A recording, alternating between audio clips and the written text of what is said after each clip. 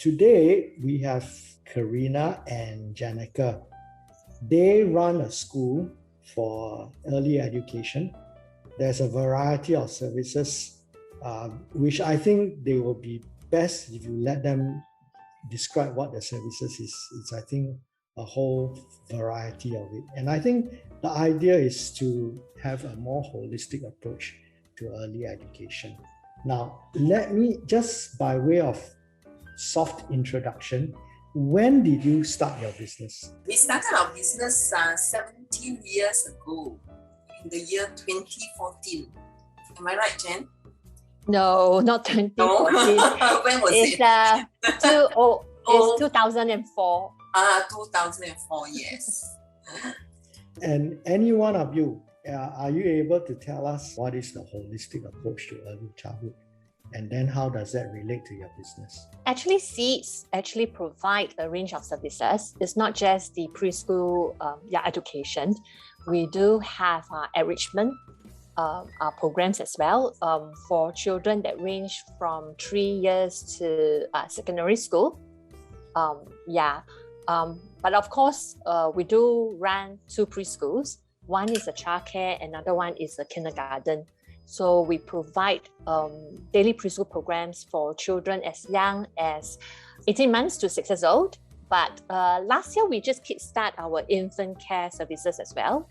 Yeah, so right now, our age group, our targeted age group is now much wider, from infants all the way to secondary school children right now. That's pretty impressive, actually. And prior to this business, actually both of you were professional teachers with MOE, am I right? I was with MOE. Oh, Carina is MOE. Jenica wasn't with MOE. No, but I have been a preschool teacher for like more than 20 years now. So maybe this question will apply more to Carina, and I want to ask her this question because there are parallels between a professional teacher and, say, a lawyer. One of the problems that professions like us face is when we come out from our profession, we are, asked to focus on our professional work, and then no one taught us about how to run a business. And we know that in running a business is far more complex than that, right? There are things like human resource operations, sales and marketing. I suppose Jenica will have more experience on this, but how, as the other professional, when you came in, right, how did you cope with it? Teachers are managers of their classrooms, right? So during my years in ITONG, I do get to hold some leadership position. So in terms of project management, I'm okay. What I think I'm lacking would be like the HR aspect, because like teachers, we only need to deal with our kids, the parents, so the boundary is very tight. So, but when you're running a business, it's quite different, especially when we are, like you heard that we have got preschools, we have enrichment and all. So the protocol aspect is something that is very, initially very big for me. And then the finance part was also, I'm totally clueless about that as well. Still not very good at that. But I think what I'm most lacking in terms of business would be the marketing and the publicity aspect. That is one that I really find that I need to pick up a lot more, because as professional teachers, right, our customer touch points are mainly word of mouth, phone calls. Okay, customer touch points like word of mouth and phone calls are still important, but now this day and age, right, I think we need to kind of like do better with some of our other common customer touch points, I suppose. So that's one thing that I'm really lacking in. Well, you count yourself lucky because you actually have your twins, your sister, not a twin sister, but you have your twin in the business in the form of a sister that you can just download all these forms to. Jenica, so now the question passes over to you. Has it been very difficult to deal with professionals, in terms of the business acumen and business literacy? Well, just now I have mentioned that I have been a preschool teacher for many years. Yeah, but however, I did have corporate experiences in HR and training departments, because I think during after my O-levels, my A-levels, I actually worked in MNC companies, especially in HR departments. So that helps me a lot in terms of the dealing with payroll, learning how to manage staff and project management as well. So those skill sets that I had learned during my corporate experiences, I think it really helps me a lot. But it's still a steep learning curve for me, as I have to actually learn to be resourceful, because this is our first time starting a business. So we need to really know the know-how in setting up our business and to set up our centers and so forth. So we really need to be resourceful to find out the know-hows, and also attending courses, and of course to seek advice from professionals like you. Thank you for giving me the credit, but I think I only formed a small little part of your knowledge. But coming to an important point that I noticed, right? You were saying that over the years, your services has expanded, and I can see what you described, it has actually morphed and changed. Now, what that signifies to me is that there was some deliberation and some thought given to this to satisfy what we call client centricity, or satisfy the consumer needs. Because if you were not careful about client centricity, there will not be actually this kind of development or evolution of your services. So from what I can understand, because the services or businesses do evolve, we are talking about client centricity here. So am I right to say that you have evolved through this kind of methodology? Okay, we normally will actually send feedback forms. Like for example, for the preschool, every year we will actually send a feedback form to parents to actually find out what are some of the things that we can do better as a school to be able to help their children, things that we can able to actually meet their expectations and their needs.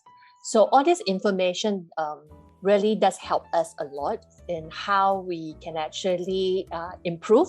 Of course, when we meet up with new parents, we always ask them to fill out a form. For example, what are your expectations for sending your child to our school? And by the end of the whole kindergarten program, what you hope to see your child can grow. That's very interesting.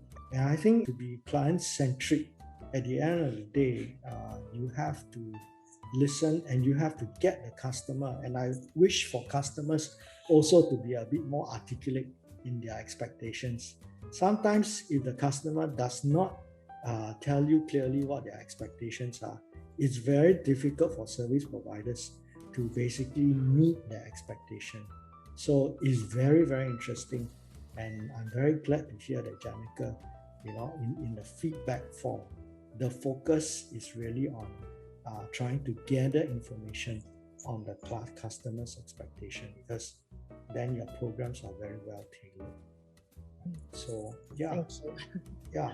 But do you have problems sometimes in the customers, trying to articulate the expectation? Because education is such a complex subject, and they will tell you, I'm not a professional, I'm not a teacher, so I don't know what the expectations are. Have you encountered such a situation? So for us, we do try to establish ourselves. I think we do establish ourselves as an authority.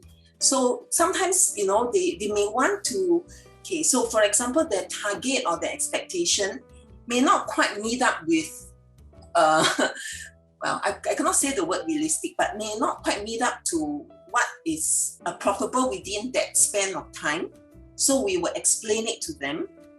And so like the feedback form that Jenica is saying, it's not something that they have to return to us immediately. So they do have to have some time to think through.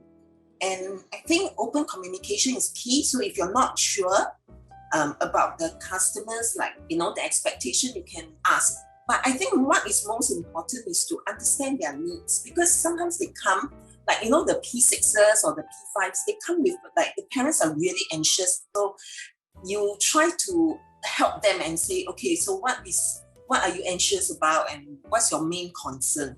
So I think understanding their main concern helps them a lot. And has a clearer expectation, I think. And Carina, I like what you say about open communication. And I hear you. While you are the authority in this field, and you still got to, have a conversation with the parents. And I think at the end of the day, selling a services like yours, it's about negotiating and aligning the expectation so that both parties can agree to a realistic or reasonable expectation. Right? Am I right to say that, Carina? Yeah, that's right. That's right. But we also don't want to promise them the moon and we can't deliver, right? Yes. So that I think is very wrong. Yes. But I think it also helps because we are mothers ourselves as well. So we are mothers and we are also teachers. So we kind of able to understand our parents a little bit much better by knowing their perspective and their concerns. So I think this understanding helps us to be able to develop our policies, our curriculum, able to talk to them better and able to connect with them better. Yeah, so I think that helps a lot. Yeah, and because you are mothers, that makes you genuine. You are genuine in the sense that you understand your clients because you are in the same shoes as your clients. The anxieties are the same, the feelings are the same, as mothers as well. That brings us to the next issue actually. You are both sisters as well. And you are both individuals as well, and you have both different expectations as well. And we have heard that in family run businesses, never is toxic. How did you do this for so many years? 17 years. Yeah, how did you do it? We have partitions. We have partitions. No, I'm serious. I mean, I think the listeners will really love to hear how you partition this so that you manage your conflicts. Okay, so in the family, I'm the eldest. She's the youngest. But at work, I don't bring that to work. When it comes to work, neither of us is the youngest or the older. So that helps a lot. So that I think, and then also we understand each other's weaknesses and strengths very well. So whatever Jenica is good in, I let her deal with it. So I don't deal with finances and all. Those things stress me out, but she seems to like it. She's good at it, so I let her do it. So whatever I'm good at, I try to do that, and and whatever she is better at, I will let her deal with it. I think one of the most important thing for me would be if we have differences in the office, we don't carry it back home with us. Yeah, so, I think that's very important. Jenica, you have anything to say?